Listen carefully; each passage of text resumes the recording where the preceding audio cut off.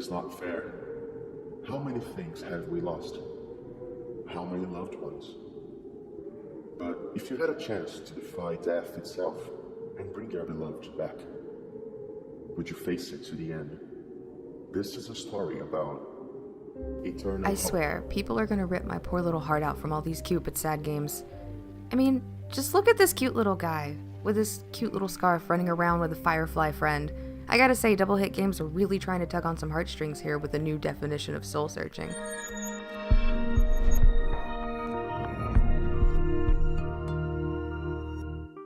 Alternate dimension exploration may be a foreign concept to us currently, but our sprightly yet faceless hero utilizes such ease on his heroic quest to save his significant other in the free-to-play PC game Eternal Hope. The alpha demo is only 34 megabytes and is quick and easy to install for those who hate waiting times. Just download the pack off GameJolt, open the folder up, click the game, and hit play. Eternal Hope is about a boy who tragically loses his beloved. Lost in his own grief, he receives an offer he can't deny, a way to bring her back. But to do so, he must find the fragments of her soul that are scattered throughout the world. His little firefly friend seems to shake and wiggle like crazy whenever something special is nearby. Thank goodness it's not saying, Hey! Listen! every other few minutes.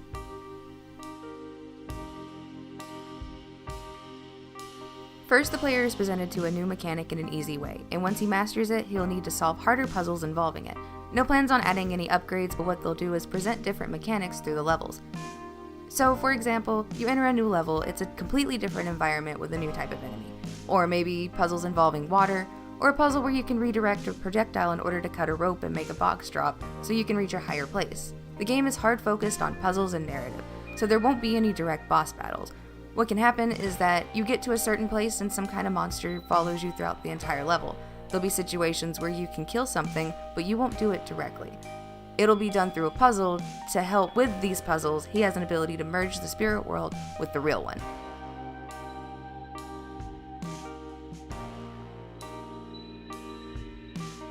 And eventually, the player will learn to use his scarf to float and glide in the middle of the game, to help him get to locations and maybe even assist with these puzzles.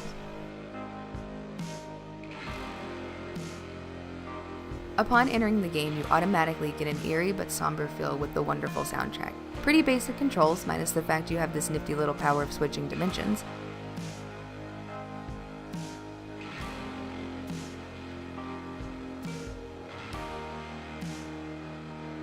It's a 2D puzzle platformer game combining low poly and silhouette art to create unique visuals.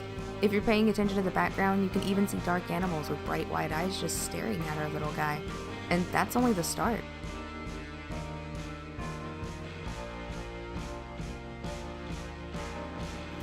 You have to keep your new friend safe from harm of the world around him, solving puzzles to detour more than unwelcome situations.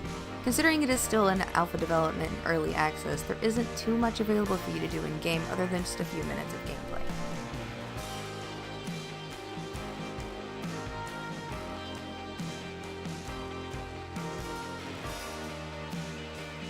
Though, Double Hit Games has been asking their community about changes they would like to see. They've been altering and changing things just to give an immersive feel to it, even holding a survey of which monsters looked better for the scene and redesigns of their characters. They really are just trying to produce what the fans want as a community.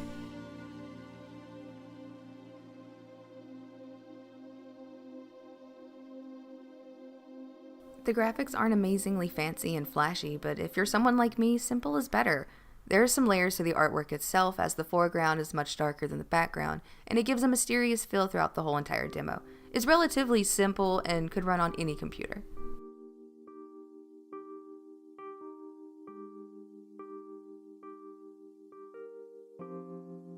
The developers are always looking for feedback about their game, and as with everything we do, we want to strive to be better. And with that being said, here are some things we liked and things we hope might change in the future.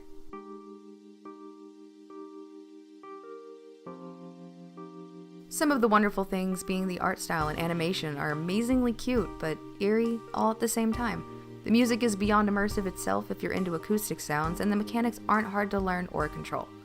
The first few puzzles you are given are easy and smooth, but because you're unarmed, it makes it a little bit more intense to go against something creepy or menacing looking. I could even compare the feel of this game to be similar to Child of Light, Ori and the Blind Forest, Limbo, and all the others who have really made this genre excel. And with the right moves on the developer's part, I can see this going a long way.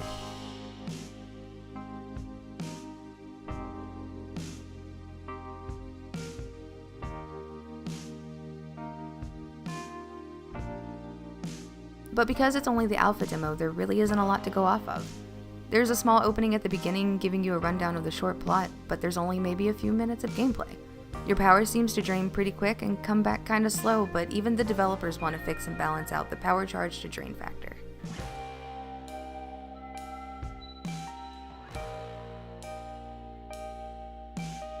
But if you want your charge to be a little faster, just stand still and let it do its thing.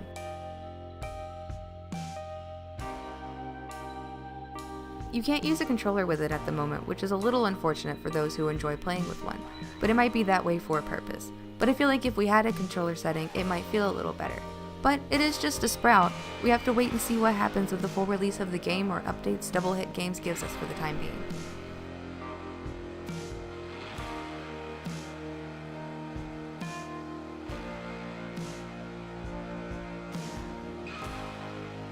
Hopefully soon we'll find out more about our nameless hero and his beloved, but for now we can only really speculate what type of direction they're gonna go with this. Don't worry, little friend, you're not alone, and we will find whom hurt you. Good guys always get the girl at the end. Until next time.